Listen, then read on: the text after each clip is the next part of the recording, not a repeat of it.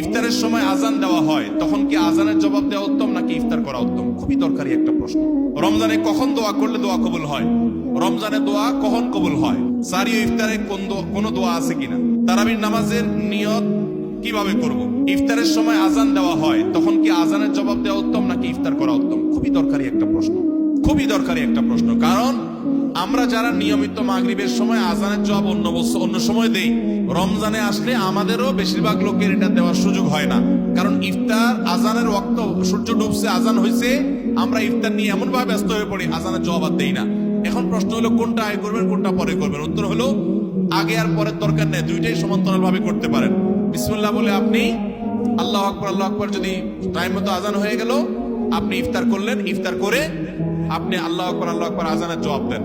খেতে থাকেন আর ফাঁকে ফাঁকে জবাব দিয়ে দেন। জবাব দেওয়ার সময় আপনি খেতে পারবেন না, একদম চুপচাপ বসে জবাব দিতে পারবেন, কোনো কথা নাই তো। খাওয়ার ফাঁকে ফাঁকে একটু ব্রেক দিয়ে দিয়ে আপনি আজানের জবাব দিয়ে দেন, তাহলে দুইটা একসাথে হয়ে যেতে পারে। আমরা অনেকে এটা করি না, এটা করা উচিত আমাদের। রমজানে কখন দোয়া করলে দোয়া কবুল হয়? রমজানে দোয়া কখন কবুল হয়?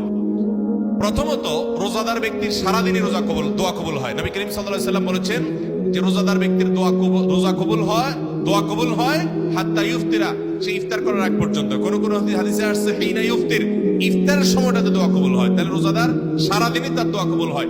আপনি রোজা অবস্থাতে, সিয়ামরত অবস্থাতে, অফিসে আদালতে, কাজে কর্মে, মা বোনরা রান্না বাড়ায়, যে যেখানে থাকেন না কেন, ওই ফাঁকে ফাঁকে আপনি দোয়া চালাই দিবেন। এবং দোয়ার জন্য অজুও জরুরি না, বিনা অজুতেও দোয়া করতে পারেন, যদি অজু করে করলে উত্তম। আর দুই হাত তুলে করতে পারছেন না, কাজ করছেন, মনে মনে আল্লাহর সাথে কথা বলছেন, এটাই দোয়া, মুনাজাত চলতে থাকবে। সারাদিনই রোজাদার ব্যক্তির রোজা অবস্থা দোয়া কবুল হয়। বিশেষ করে ইফতারের আগ মুহূর্তে দোয়া কবুল হয় স্পেশালি।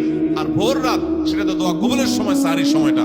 তাহলে সারাদিন, ইফতারের আগে এবং সাহরির সময়, 3 সময় রমজান মাসে দোয়ার জন্য বিশেষভাবে যত্নশীল থাকবো। তারাবির নামাজের নিয়ত কিভাবে করব? তারাবির নামাজের নিয়ত কিভাবে করবেন? কারণ মুখস্থ আছে তারাবির নিয়ত? নামাইতুয়ান বলেন, কার মুখস্থ আছে? একজন বলেন অন্তত। তারাবির নিয়ত কে বলতে পারবে? বলেন বলেন ভাই।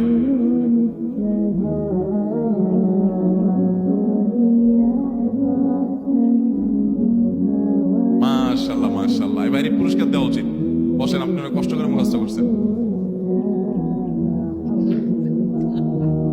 তুমি 17 লোক ভাই, কালো কালো। আচ্ছা ভাই, তারাবির নামাজ বা যে কোনো নামাজের নিয়ত জরুরি। নিয়ত ছাড়া কোনো আমল হবে না। কিন্তু নিয়তটা হলো মনের ইচ্ছার নাম। নিয়তটা কিসের নাম? আমি ভাইকে দিয়ে নিয়তটা কেন শুনছি সেটা আপনারা জানেন? জানেন না আপনারা? আমি ওনাকে দিয়ে কেন শুনলাম বলেন তো? কে বলতে পারবেন? কে বলতে পারবেন? আমি ওনার দিয়ে এই জন্য শুনছি যে ওটা আমার জানা ছিল না। এটা হলো সত্য কথা, ওইটা আমি নিজেও জানি না। নামাইতুয়ান দিয়ে শুরু, এটা জানি, কিন্তু বাকি শেষেরটা আমি জানি না। এই জন্য আমি চাইছি একটু শুনতে আর কি। আমি জানি না এই জন্য যে কোরআন হাদিসে কোথাও পাই নাই। এখন ভাইরা কেউ পাইলে তো ভিন্ন কথা, আমি কোথাও পাই নাই। এই নিয়ত মুখে এরকম গদবাদা উচ্চারণ করা, হ্যাঁ এটা পাইছি আমরা ছোটবেলা বগদাদি কায়দা। বগদাদি কায়দা, এটার জন্য কত মাইদুরে হয়তো খাইছি, পাইয়া তখন ভুলে গেছি। এটা পরবর্তীতে করোনা দিছে, যেহেতু পাই নাই, এই জন্য আর আমরা ওটা মুখস্থ করি নাই। ভাইরা আমার, নামাজের জন্য এরকম নামাইতুয়ান, এরকম গদবাদা যে দোয়া আমরা শিখেছি, এগুলোর কোনোটি কোরআন বা সুন্নাহর কোথাও আমরা নিয়ত করব মন থেকে যে আমি তারাবির নামাজ পড়ছি, বাস এটা আমার ইন্টেনশন আছে, নিয়ত আছে, মনে আছে, এটাই যথেষ্ট। মুখে উচ্চারণ করা জরুরি না, এবং মুখে উচ্চারণ করা এটা সুন্নাহও না। নবী সাল্লাল্লাহু আলাইহি ওয়াসাল্লাম শেখানো না। এটা আমাকে ইবাদত করতে হবে তার পদ্ধতিতে। কোনো হাদিসে যদি উৎসাহ দেওয়া না থাকে, আমি কেন সেটা করতে যাব, কসরত করতে যাব? তবে হ্যাঁ, নিয়তটা হলো অন্তরের ইচ্ছার নাম, সেটাই যথেষ্ট। আলাদা মুখে নামাইতুয়ান পড়ার দরকার নেই।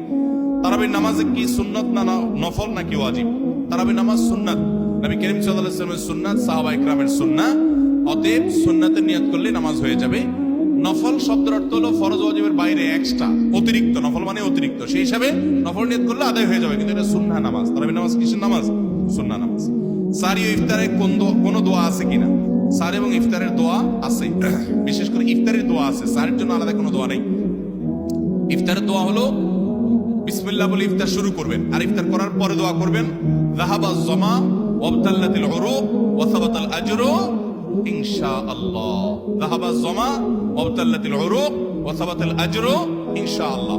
আল্লাহুম্মা লাকা সুমতু আলা রিজকিকা আফতারতু, এটাও হাদিসে আছে।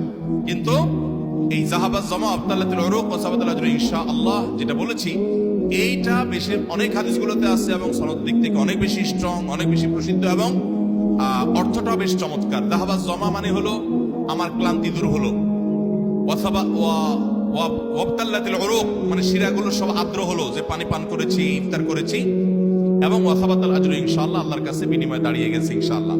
এটা ইফতার করার পরে বা কিছুটা খেয়ে তারপরে এটা পড়া সুন্নাত। যাহাবাজ জামা ওয়াবতাল্লাতুল উরুক ওয়াসাবাতাল আজরু ইনশাআল্লাহ। আর ইফতারির একবারে শেষের দিকে আপনার ইফতারের শেষের দিকে বা ইফতার শেষ করে তারপর এটা পড়বা। সাহারির জন্য আলাদা কোনো দোয়া আছে বলে আমার জানা নাই, তবে ওইটা দোয়া কবুলের সময় সাধারণ যে কোনো দোয়া আল্লাহর কাছে করবে।